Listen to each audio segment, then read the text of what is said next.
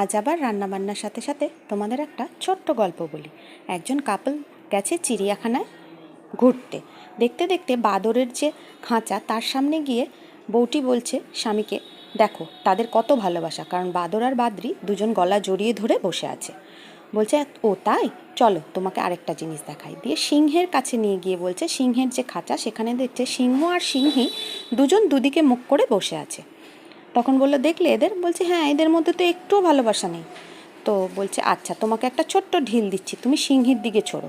যেই না সিংহীর দিকে ছুঁড়েছে, সিংহ একদম হুড়মুড় করে এসে খাঁচার সামনে চলে এসছে, মানে সিংহীকে ছুঁড়েছে।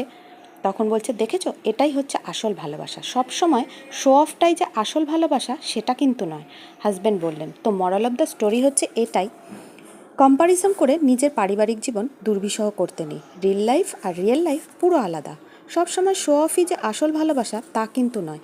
সোশ্যাল মিডিয়াতে অনেক কিছু দেখে নিজের বিহেভকে উত্ত্যক্ত করবেন না। আজ অনেক কথা আপনাদেরকে বললাম। আজ অমুক জিনিসটা সে গিফট পেল, তুমি কেন আমাকে দিলে না, এসব নিয়ে নিজের বিহেভকে উত্ত্যক্ত না করাই ভালো। This is not fair. ধন্যবাদ সবাইকে।